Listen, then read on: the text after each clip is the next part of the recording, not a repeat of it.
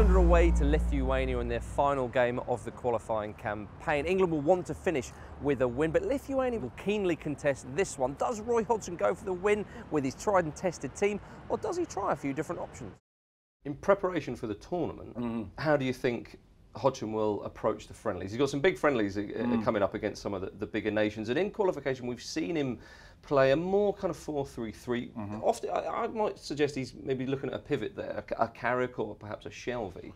How do you think he should set up against these sides? Because surely England often experiment a little bit too much, and these are the games where he kind of needs to start cementing his best 11. He seems like he's quite comfortable with the guy holding here, whether it's Shelby, Carrick, a passer, or maybe even Wilshere. Even Wilshere. I think Wilshere.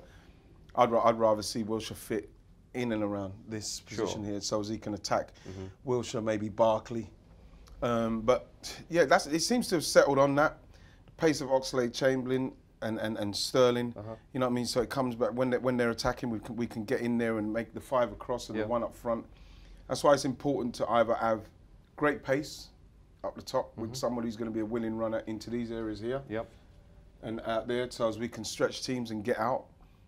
Because I think that we're in out for not keeping the ball very well. So if we can, a couple of passes and bang, get it into the areas where we can stretch our team, get our defence up, and then start playing in these areas where Sterling and maybe Ox can come in and start doing this one-on-one stuff and beating teams.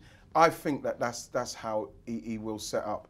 Lithuania are an interesting side because they are not the kind of team that England will just brush aside, but they are the type of team that England should have a routine victory against. They have a little bit of quality in there, but not so much. How would you see Lithuania setting up against England? Well, the main question is how long they can frustrate you for. I mean, you know, you look at the fact they kept out the Swiss in St Gallen for over an hour. I think that's probably their template before folding and losing 4-0, which is the problem. I mean, Lithuania are another side who can theoretically qualify. It's going to be extraordinarily difficult for them, and you know, you look at the qualities of the other teams in the group, not just England, but Switzerland and Slovenia, and you know, there shouldn't really be any competition. So, you know, to have half a shout at this stage is about as good as they could have hoped for, I think.